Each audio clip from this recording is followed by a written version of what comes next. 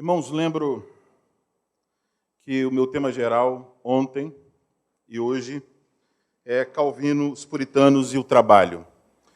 E ontem, em minha primeira palestra, nós vimos o fundamento do nosso trabalho, que o fundamento do nosso trabalho está no trabalho de Deus, o trabalho de Deus na criação, na providência e na redenção. E que, portanto, como pessoas salvas em Cristo Jesus, nós temos que trabalhar em dependência do trabalho de Deus e nós temos que rogar a Ele para que o nosso trabalho seja ajustado ao trabalho dEle.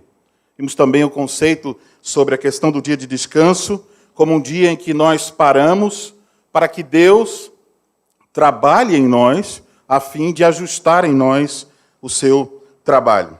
Hoje nós vamos dar mais um passo em direção a termos um entendimento bíblico sobre essa questão do trabalho.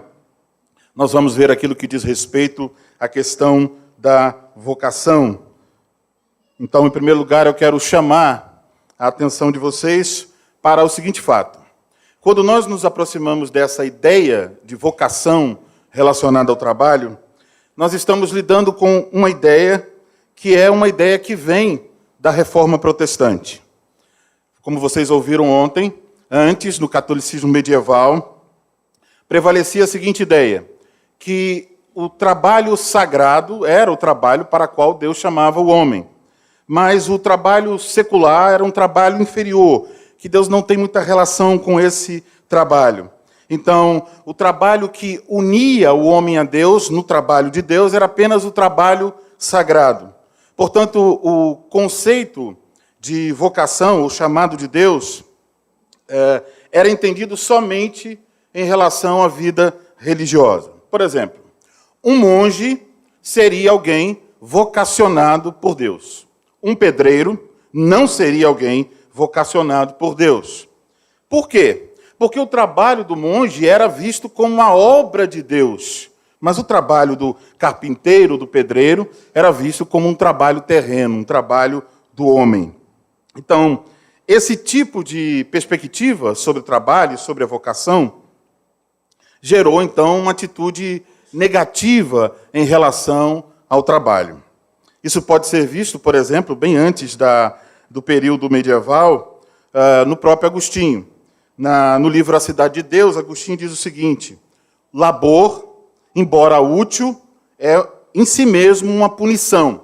Então, notem que a perspectiva de Agostinho era bem negativa sobre o trabalho. Então, como foi que as coisas mudaram? Foi com Lutero. Lutero começou a ensinar sobre o sacerdócio de todos os crentes. E, a partir daí, ele começou também a falar sobre o chamado, a vocação, o beruf. Então, ele começou a falar da vocação de Deus ao homem. Então, quando chegamos a esse tema da vocação em relação ao trabalho, o trabalho específico de uma pessoa como sendo uma vocação, isso se deve ao fato que Deus realizou uma grande obra na época da Reforma, mudando a maneira das pessoas enxergarem a vida como completamente. Então não foi só uma reforma em relação à doutrina, mas em relação também à cosmovisão. Então, quanto a isso, nós podemos dizer o seguinte, como se Lutero tivesse aberto o caminho, então Lutero abriu o caminho, poderíamos dizer que Calvino alargou esse caminho, e depois poderíamos dizer que os puritanos adornaram esse caminho. A ponto que muitos escritores, inclusive escritores que nada têm a ver com o cristianismo, reconhecem que essa perspectiva da vocação em relação ao trabalho tornou-se uma das ideias mais importantes e mais destacadas dentro do calvinismo. Então, obviamente, isso traz à tona a influência da Reforma, especialmente no que tange ao desenvolvimento das nações. Podemos notar que o progresso ocorrido naquelas nações de maioria protestante está relacionado com a perspectiva que aquelas pessoas daqueles determinados países tinham a respeito do trabalho como sendo o chamado, a vocação de Deus para o homem. Dito isso, nós podemos trazer mais uma vez à memória que o trabalho em si mesmo, seja qual ele for, é a vocação do homem. É o chamado de Deus. Deus chama o homem para trabalhar. Deus chama o homem para se unir ao trabalho dele, para a glória do seu próprio nome. Esse trabalho, então, tem que, como vimos ontem, deve ser à luz do fato de que Deus é o Criador de todas as coisas, à luz do fato de que Ele é o provedor, o mantenedor de todas as coisas, e à luz do fato de que Ele é o redentor do seu povo. Agora, o trabalho, então, é a vocação de Deus, mas sabemos, nem todos trabalham na mesma coisa. Então, temos de falar agora em termos mais específicos sobre a questão deste conceito de vocação recuperado na Reforma. Isto é, que Deus chama cada um a um trabalho específico. Então, esse trabalho específico para o qual nós somos chamados, de forma bem particular, por Deus, isto é, a nossa vocação. Então, notem que a vocação é um chamado de Deus. E quanto a isso, os puritanos diziam, então, que todo cristão tem uma vocação. Então, notamos que trabalhar conforme a nossa vocação significa atender, obedecer o chamado específico de Deus para a nossa vida. Falando sobre isso, sobre este chamado específico, o puritano William Perkins falou em um sermão em 1603, um sermão em 1 Coríntios 7:20, intitulado Um Tratado sobre as Vocações ou Chamados dos Homens. E ele falou sobre a vocação geral nesse sermão. Ele falou também sobre a vocação pessoal.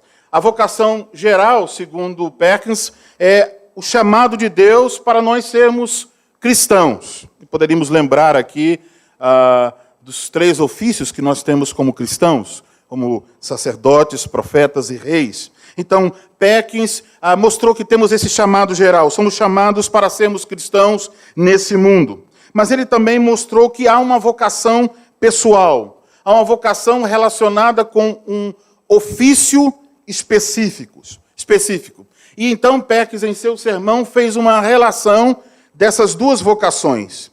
Então ele disse o seguinte, olha, um cristão nesse mundo tem que mostrar que ele é um cristão, não só quando ele está no culto, não só quando ele está em sua casa, em suas orações, não só em suas conversas com os amigos, mas ele tem que mostrar igualmente que ele é vocacionado para ser um cristão na sua vocação diária, no seu trabalho, na sua vocação pessoal. Ele escreveu o seguinte sobre essa vocação pessoal.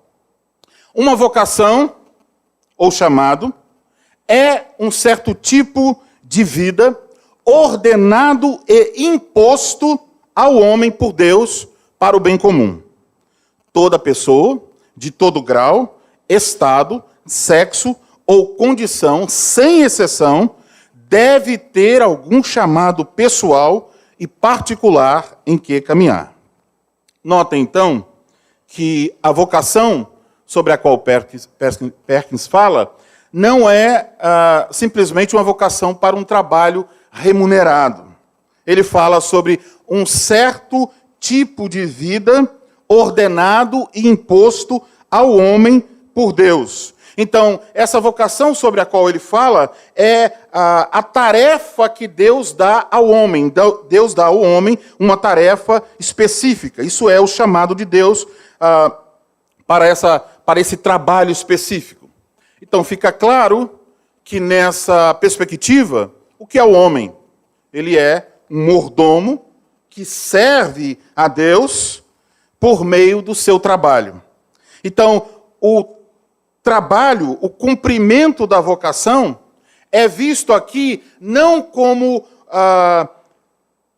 um fim em si mesmo.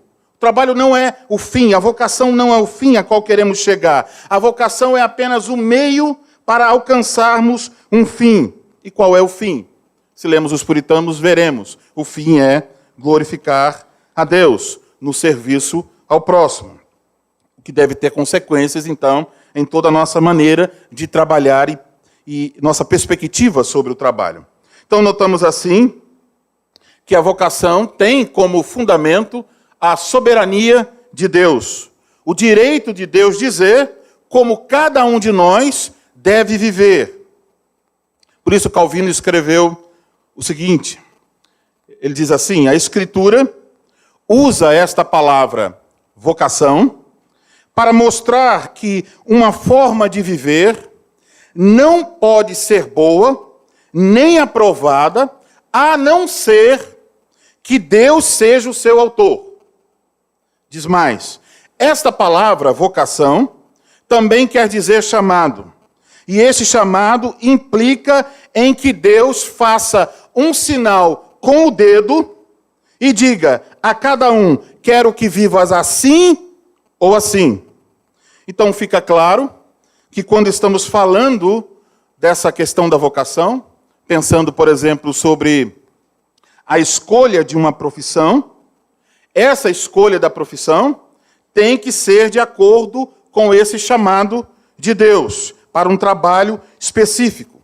Então, se vamos para as Escrituras, vamos perceber o seguinte, quando estamos falando de escolher um trabalho para nós, uma vocação, seguir uma vocação, essa escolha, no final das contas, não é determinada por nós mesmos. É a escolha de Deus para nós. Então, nesse processo de descobrir qual é a nossa vocação, o que queremos descobrir? Queremos descobrir a vontade específica de Deus para a nossa vida. Portanto, a menos que nós cumpramos esta vontade de Deus, se nós não cumprimos essa vontade de Deus, nós não vamos glorificar a Deus com o nosso trabalho. Se você diz, por exemplo, eu não estou interessado em descobrir a vocação para a qual Deus me chama, mas eu acho que tem oportunidades para ganhar dinheiro, para ser bem-sucedido, na perspectiva de Calvino, na perspectiva dos puritanos, e eu creio no ensino da palavra de Deus, tal pensamento é um pensamento mundano. Ele não condiz com o Deus soberano regendo sobre a nossa vida. Então, seguir por esse caminho é andar desalinhado com o propósito de Deus. Então Deus chama você para uma posição e você quer seguir desalinhado, desajustado a esse propósito de Deus para a sua vida. Resultado disso é que se alguém segue por esse caminho de desobediência à vocação de Deus para a sua vida, o trabalho dessa pessoa não será para a glória de Deus. Então ela pode amontoar riquezas, pode prosperar, pode seguir bem, mas no final das contas há uma completa inutilidade de todo o seu trabalho. No final das contas, será nada. Então, à luz disso, em vez de nos perguntarmos o seguinte, em que especificamente eu devo trabalhar? Um jovem pode perguntar isso. Em que especificamente eu devo trabalhar? Creio que seria melhor trocarmos a pergunta e formularmos da seguinte maneira. Qual é o trabalho específico de Deus que Deus me dá a fazer nesse mundo? Qual o trabalho específico que Deus me dá a fazer nesse mundo? Essa é a pergunta que nós devemos fazer. Agora, como obter a resposta? Será que nós vamos descobrir qual o chamado específico de Deus para as nossas vidas? De repente, abrindo a nossa Bíblia, fechando os olhos, orando e colocando o dedo em algum texto para tentar ver o que Deus quer nos dizer? Certamente que não. Não vamos encontrar também um versículo específico dizendo, fulano, você deve trabalhar assim. E também não devemos esperar nenhuma voz especial vinda do céu, um anjo que nos apareça para dizer qual é a nossa vocação. Então, como podemos descobrir? Se Deus tem um chamado para cada um de nós, a nossa vocação, como podemos descobrir qual é essa vocação? Temos, então, em primeiro lugar, de observar certos princípios que vão eliminar muitas coisas do nosso caminho. E eu quero aqui mencionar alguns desses princípios. Esses princípios têm fundamento em Efésios, capítulo 4, versículo 28.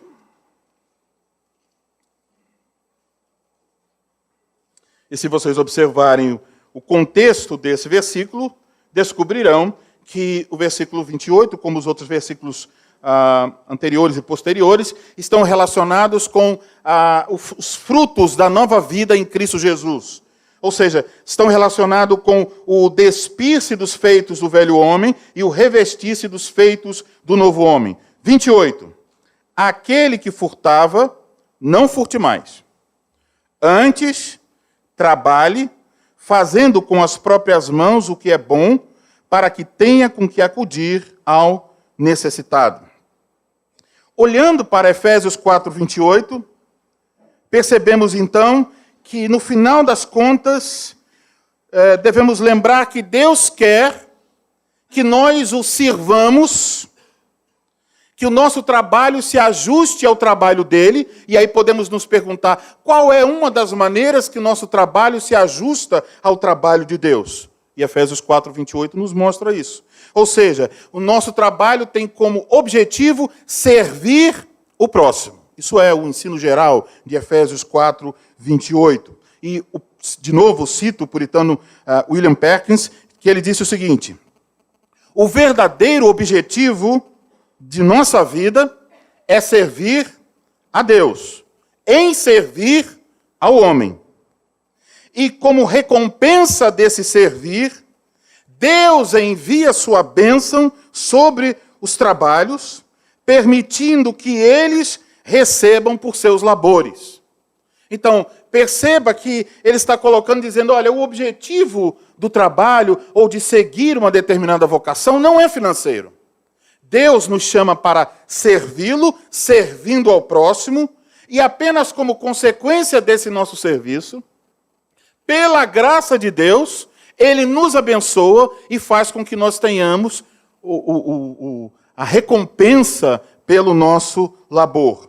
Portanto, à luz disso, desse princípio, a escolha de uma determinada vocação não deve ser baseada naquilo que ela pode trazer de benefício, seja de ascensão social ou financeira. Não é, por exemplo, dizer, bom, qual é o trabalho que mais dá dinheiro no momento? Eu acho que é técnico em tal coisa. Então a pessoa diz, farei um curso nessa área. Agora estamos precisando de muitas pessoas, vamos supor, em engenharia mecânica. Então alguém diz, então farei a faculdade de engenharia mecânica. Mas sendo que ela não está fazendo isso porque sente o chamado de Deus, mas simplesmente porque ela quer ganhar mais e quer, então, ter uma posição social acima. Conforme Efésios 4, 28, e lemos há pouco as palavras de William Perkins, essa escolha tem que ser baseada no nosso desejo de servir ao próximo neste mundo. Ou seja, meu desejo é servir a Deus, e servir a Deus equivale a servir ao próximo.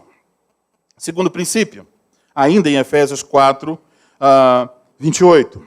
A profissão escolhida deve ser algo bom. Isto é, algo que seja proveitoso. Não é só que é um serviço, mas deve ser um serviço proveitoso aos outros. E aqui nós podemos, mais uma vez, recorrer ao nosso irmão Calvino. Ele tem um sermão em Efésios, capítulo 4, versículo 26 ao 28, e eu vou ler um pedaço desse sermão para vocês. Calvino diz assim: mas ainda, São Paulo, aqui, ajunta as circunstâncias que bem merece ser observada. É que ele, no caso Deus, é que ele quer que trabalhemos naquilo que é bom. E por que acrescenta isso? Por um pouco observemos quanto há de profissões no mundo que não servem senão à corrupção e que não são outra coisa senão caça-níqueis, como se costuma dizer. Verdade é que disso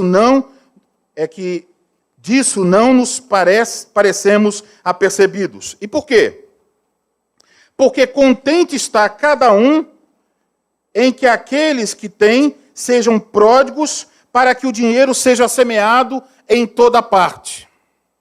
E depois, aqueles que não podem, ao que lhes parece, ganhar a vida de outra maneira, acharão todos os dias invenções novas, a fim de forçar as bolsas dos bobos e daqueles que se entregam, assim, à irreflexão. E, ademais, aqueles que têm de quê? Querem também mostrar-se e fazer-se de bravos em conformidade com o mundo. Eis porque as ocupações que não servem senão à aparência e à pompa, e a não sei que deleite e engodos, e que não são próprias senão para corromper as pessoas, querem assim fazer crer que nelas não há o que censurar. Ora, São Paulo, por esta causa, faz uma distinção. Não basta que se diga, eu trabalho, eu tenho a minha ocupação, ou eu desempenho tal serviço. Isso não basta. Que se leve em conta, porém, se isso é bom, se é proveitoso aos outros, se pode servir ao próximo. Não visam todas as ocupações e todos os estados a esse fim? E não devem elas também a isso reportar-se? Isto é, não deve cada um buscar em que se poderá empregar para ser inútil?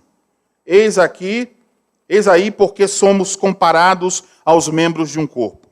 Se, pois, a mão for utilizada em qualquer proceder que afete a outro membro, e até lhe seja danoso, todo o corpo sofrerá a ruinosa consequência que disso decorre. E então, ele encerra dizendo, assim, pois, por essa razão, impõe-se-nos ter sempre diante dos olhos que, em qualquer estado em que vivamos, ou seja, nossa vocação, é necessário que Deus marche adiante, como se assim nos chamasse e nos guiasse pelo caminho que sua palavra nos mostra.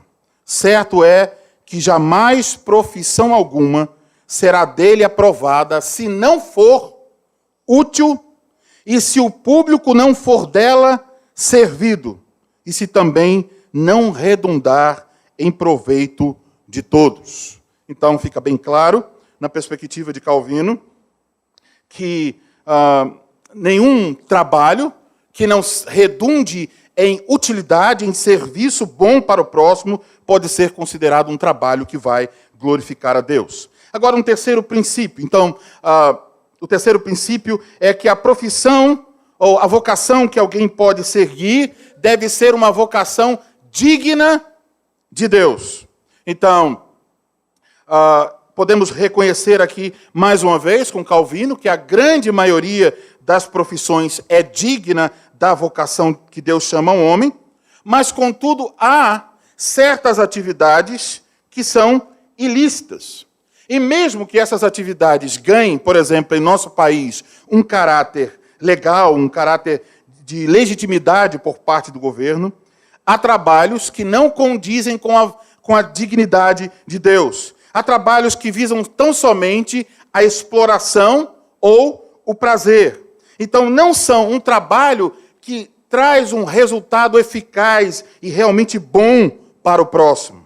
Então, essas profissões que não são dignas, podemos aproveitar aqui de uma lista que Klaas Runia menciona em seu dicionário de ética. Ele divide em 3 classes esse tipo de profissões. Primeiro, aquelas que incluem atividades que podem prejudicar o próximo. Por exemplo, um jogo de azar, certo tipo de divertimento.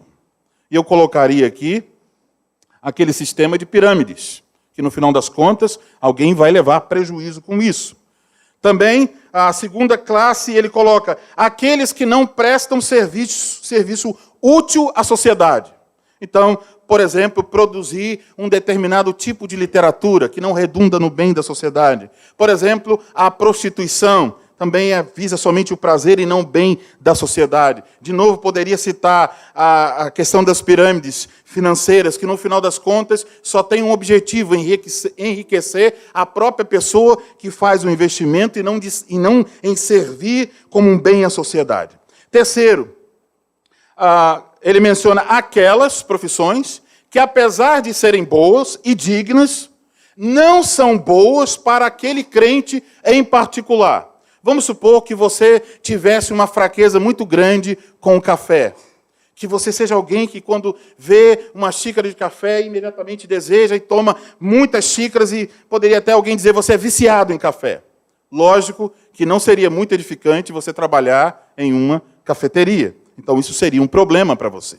Então, tendo esses princípios em mente, o princípio que a vocação, que eu devo descobrir qual a vocação de Deus para mim, eu devo olhar se isso envolve o serviço ao próximo, se esse serviço redunda em bem para o próximo e se essa vocação é digna diante de Deus. Tendo esses princípios em mente, e tudo aquilo que nós temos visto até aqui sobre a vocação, ainda precisamos saber como uma pessoa em particular vai descobrir, vai saber a vocação de Deus para a sua vida. Esses princípios eliminam muitas coisas do nosso caminho. Limpam a nossa visão para descobrir qual é a vocação de Deus para nós. Mas eles não dizem qual é a vocação de Deus para nós. Então, por exemplo, temos muitos jovens aqui nessa manhã. E jovens que talvez estejam se perguntando, qual é a vocação de Deus para mim? Como eu vou descobrir? O que você diria a esse jovem? Primeira coisa que nós teríamos que dizer é o seguinte: você tem que reconhecer que a escolha de uma profissão deve ser feita de acordo com a vocação de Deus para você. Então, uma das primeiras coisas que você tem de fazer é mostrar dependência de Deus nesse processo. Não espere simplesmente descobrir sua vocação olhando alguns livros sobre o que é mais rentoso, o que o mercado está pedindo, ou perguntando a professores ou outras pessoas. Em primeiro lugar, você tem que mostrar a sua completa dependência de Deus em oração. Você tem que humildemente rogar a Ele, Senhor, dai-me sabedoria, mostra-me pela Tua providência qual o caminho que o Senhor deseja para a minha vida. Dito isso, temos também de entender que tem certas pistas que vão ajudar. Pistas da providência de Deus, sobre a qual nós ouvimos ontem à noite com o Dr. Bick. Pistas que podem ajudar um jovem a descobrir qual o chamado de Deus para sua vida. E aqui, mais uma vez, nós podemos receber a ajuda dos puritanos. No livro Santos no Mundo, Ryken resume a metodologia dos puritanos para a escolha de uma profissão. Tem 4 pontos essa metodologia. Primeiro, observe os dotes e inclinações internos. Por exemplo, se eu, de repente, desejasse ser um desenhista, eu estava perdido. Os meus desenhos são inferiores ao do meu filho de 3 anos. Então, não ia dar muito certo. Eu não tenho essa inclinação e esse dote para desenhar. Segundo, as circunstâncias externas que levaram a um curso de vida em vez de outro. Então, talvez Deus colocou alguém em uma condição que ele teve possibilidades de estudar muito, de ter contato com muita literatura, e talvez isso vai levá-lo numa direção. Mas talvez outra pessoa tem outro tipo de aspectos da providência de Deus em sua vida, e isso está levando em outra direção. Terceiro, ouça o conselho dos pais, guardiões ou pessoas maduras. E aqui depois vou falar um pouco sobre os pais. Quarto, a educação e os dons adquiridos. Ou seja, chegar até uma determinada situação em que você pode ver, Deus, ao longo da minha vida, tem aberto portas nessa direção. Ele me permitiu fazer certa educação, eu fui aprimorando certos dons. Então, parece que indica aqui. Por exemplo, vamos supor, alguém que tem muita dificuldade para cantar e, de repente, nunca estudou música, nunca tentou corrigir isso e, de repente, diz, eu quero ser um cantor. Como tem muitas pessoas na TV que querem ser cantores sem terem a mínima condição de sê-lo. Então, notamos assim, com esses pontos dados pelos puritanos, e você pode depois olhar com calma no livro Santos no Mundo, notamos que a escolha da profissão vai observar os atos da providência de Deus, por meio dos quais ele pode estar indicando para nós o lugar específico onde ele nos quer. Agora, chama a atenção dos pais. Um problema é que muitas vezes os filhos vão buscar a orientação dos pais, como os puritanos aconselham, e os pais dão uma orientação como a orientação do mundo. Eles dizem para os seus filhos: olha, veja bem, está vendo aqui, meu Fusca, você não deve ter um carro como esse, seu carro deve ser melhor. Está vendo a nossa casa alugada, você deve ter uma casa própria, você deve ser um homem de mais posses que seus pais. E então começam a projetar na mente do jovem que a escolha tem que ser baseada no aspecto financeiro e não na vocação de Deus para a vida daquele jovem. Então, em vez de direcioná-lo a Deus e a vontade de Deus, eles pegam a mente de seus filhos e as direcionam em direção ao mundo. E aqui, então, devemos perceber que isso pode causar uma grande influência sobre os jovens, fazendo com que eles tenham uma visão errada sobre a vocação e o trabalho. Então, em nossa cultura, essa questão da vocação, às vezes é excluída dos pais, os pais não estão falando sobre isso, na escola tampouco, se falam, a vocação na escola é excluída da vontade de Deus. Então as pessoas sempre estão pensando nisso, em status financeiros, em questão de status social, e não com base nos princípios bíblicos de serviço a Deus, serviço ao próximo, vocação digna de Deus e observação do trabalho da providência. Um outro ponto importante agora, e que talvez vai atingir algumas pessoas aqui, é que nem sempre alguém está exercendo a profissão que deseja. Talvez você diga: eu estou trabalhando em determinada coisa, mas eu acho que essa não é a minha vocação. Agora, como devemos entender isso? Primeiro temos que lembrar sobre a providência de Deus. Deus, por sua providência, determina como nós devemos viver. Então, vivendo debaixo da providência de Deus, nós temos de nos contentar e nos alegrar com a bondade de Deus para nós. E nos contentar com a vocação dele para nós nesse exato momento.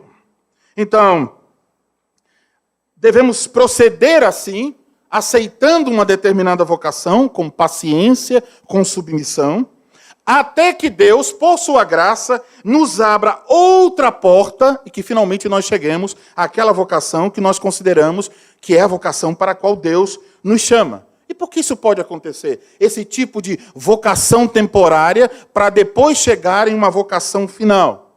Porque Deus pode, por exemplo, usar uma vocação temporária para nos treinar para a vocação final. Vamos dar um exemplo na Bíblia. José. Se perguntamos, no final das contas, qual é a vocação de José? Olhando o final da história, diríamos: a vocação de José é ser governador do Egito. Mas vamos lá no começo, onde ele está? A primeira vocação de José foi servir a quem? Foi servir a seu pai. Mas depois, pela providência de Deus, ele foi tirado da casa de seu pai e foi chamado para servir a quem? Servir a Potifar. Depois ele foi tirado da casa de Potifar e ele foi chamado para servir aonde? Na prisão.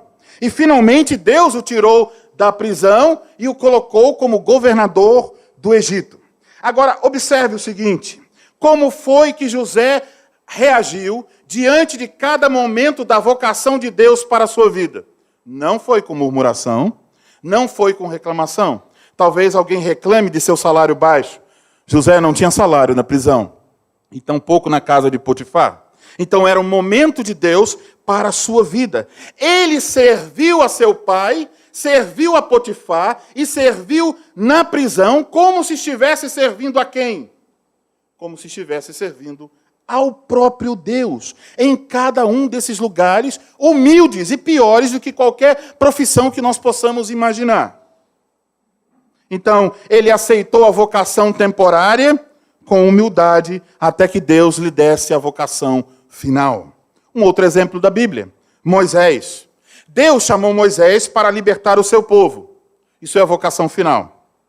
Mas antes disso, Deus chamou Moisés para ficar 40 anos no Egito, aprendendo toda a ciência do Egito. Depois, poderíamos imaginar, Moisés está pronto. Ele pode agora libertar o povo de Israel. Deus diz não. Tem mais 40 anos cuidando de ovelhas e servindo o seu sogro Jetro. Mais 40. 80 anos de faculdade para finalmente poder servir a Deus, para guiar o seu povo na saída do Egito. Calvino cita esse tipo de vocação temporária, falando sobre o povo de Israel. Ele diz o seguinte: no Egito, foram eles forçados a trabalhos braçais, servis, que podiam sufocar todo o vigor do espírito, e assim, o pobre povo não tinha meios de aspirar a qualquer ciência liberal. Daí temos que concluir que aqueles que simplesmente seguem o que Deus ordena, jamais são destituídos da sua ajuda. Quando você cumpre a vocação de Deus para você agora, Deus vai ajudar você a cumprir essa vocação. Isso que Calvino está dizendo. E assim, que em todas as questões que excedem a nossa capacidade, esta oração em uso nos esteja para encorajar-nos. Aí ele vai citar uma oração. A oração que ele cita é uma oração de Agostinho. Qual é? Senhor, dá meios de fazer o que tu ordenas e ordenas o que queres que eu faça. Isso é a oração de Agostinho que Calvino cita aqui. À luz disso, André Bieler, nesse livro Pensamento Econômico e Social de Calvino, diz: esta atitude espiritual não implica de modo algum em uma participação estática do homem na escolha de sua profissão. Requer simplesmente grande paciência quando esta escolha é modificada ou retardada por circunstâncias que excedem a nossa capacidade. Então, se pela providência de Deus, alguém não tem condições intelectuais no momento, ou condições físicas para um determinado tipo de trabalho, ou se as portas estão fechadas, você deve contentar-se com o que a providência de Deus reservou para você nesse momento. No entanto, se pela mesma providência as portas são abertas, você deve então, e tem a obrigação, como um bom mordomo, de fazer o melhor uso dessas portas. Então não é uma acomodação, uma ociosidade, mas é um reconhecimento da soberania de Deus e paciência diante dessa soberania. Se Deus fecha as portas, você se cala e cumpre a sua função com alegria. Se Deus abre as portas, você vai com todo o ânimo e alegria e gratidão, aproveitando as oportunidades, porque Deus está chamando você por aquele caminho. Então, aquela atitude inquieta, que não aceita determinadas ocupações, que são mais humildes, aquela atitude de alguém que diz assim: eu acho que eu mereço coisa melhor para a minha vida, e às vezes nem está preparado para isso. Aquela atitude que diz: eu não posso aceitar esse tipo de profissão ou vocação nesse momento para a minha vida, ou eu acho que eu não mereço um salário tão baixo, eu não quero fazer isso ou aquilo, ou aquela atitude que faz essas coisas, mas com preguiça, com murmuração, é uma atitude que está se levantando contra a providência de Deus. E essa atitude não é uma atitude de alguém salvo. Então, amados irmãos, precisamos ter uma mudança de perspectiva quanto a isso. E ver que a nossa vocação, mesmo aquela vocação que nos é temporária, que às vezes é contrária ao nosso desejo natural, é um momento que Deus está nos chamando para servi-lo. Mesmo a vocação temporária é Deus nos tirando de uma posição, nos colocando em outra e dizendo: eu quero que tu me sirvas nesse mistério, agora. Então, o que nós podemos fazer quando Deus está nos chamando para participarmos do seu trabalho, mesmo que seja um trabalho humilde. Devemos nos submeter a essa providência de Deus. E o que está por trás disso? Devemos lembrar, assim como Calvino e os puritanos, devemos relacionar essas coisas da perspectiva sobre o trabalho com a nossa teologia. Os puritanos, Calvino e os puritanos estavam relacionando a vida diária, por exemplo, o trabalho, como o Dr. Bick disse ontem, com a teologia. Não havia um abismo no mesmo, mas uma ligação profunda. Então pensemos um pouco. Deus Todo-Poderoso é o Criador dos céus e da terra, o Criador de todas as coisas. Ele é o provedor, o sustentador de todo o universo. Ele é o Redentor que nos redimiu pelo sangue do seu Filho. Esse Deus, Criador, Provedor e Redentor, o Deus triuno, é que nos chama, que nos une ao seu trabalho, para que o nosso trabalho resulte em sua glória. Perguntamos agora, se é assim, se é esse Deus tão grandioso e maravilhoso, que me faz unir ao trabalho dele para que isso resulte em sua glória, devo perguntar, como eu devo trabalhar? Como eu devo exercer a minha vocação? Com preguiça? Com murmuração? Com o coração chateado? Como uma criança cheia de birra, batendo os pés no chão? Como eu devo desenvolver a minha vocação? Amados, certamente não é com uma perspectiva mesquinha da ascensão social ou financeira. Precisamos ter uma visão do trabalho, da vocação, uma visão mais ampla. Uma visão que vá além dos nossos desejos, além dos nossos interesses. Uma visão que vá além da aparência. Uma visão que contemple a glória de Deus em todas as coisas. Permitam-me então ilustrar isso. Um dia, um senhor passou em lugar em que havia uma construção que estava em andamento. E ele viu ali alguns trabalhadores desenvolvendo o seu ofício. Ele chegou para o primeiro e disse: "Ei, o que você está fazendo?" E o homem disse: "Eu estou quebrando pedras." Então ele caminhou mais um pouco e foi até outro homem que estava responsável também ali de trabalhar naquele lugar, e ele perguntou: "Ei, você, o que está fazendo?" E o homem disse: "Eu estou fazendo argamassa para juntar as pedras." Ele seguiu um pouco e encontrou um homem coberto de lama, que estava empurrando um carrinho de mão, e ele perguntou ao homem, e o homem parou só um pouco para responder, com alegria, com orgulho: "O que você está fazendo?" Ele disse: "Eu estou construindo uma catedral." Você percebe a diferença de perspectiva? Amados irmãos, seja qual for a sua vocação, eu vos pergunto nessa manhã, o que você está fazendo? Mulheres, muitas das quais, quando vão a algum lugar que tem que preencher uma ficha e tem uma pergunta: "Qual a sua profissão?" E elas ficam com vergonha de escrever dona de casa. Mas eu pergunto a você, o que você está fazendo quando está lavando os pratos, quando está cuidando dos seus filhos, trocando fraldas e lavando a roupa? Pastores, o que vocês estão fazendo quando estão no seu escritório, trabalhando, lendo, estudando? Estudantes, o que vocês estão fazendo quando estão se preparando para a faculdade, ou estão na faculdade, ou para algum tipo de concurso público? A resposta mais ampla, a resposta final deveria ser: eu estou glorificando a Deus. Vocês sabem, já ouviram falar do compositor Johann Sebastian Bach? No livro O Cristão e a Cultura, Michael Horton menciona isso, que Bach assinava suas composições com Soli Deo Glória.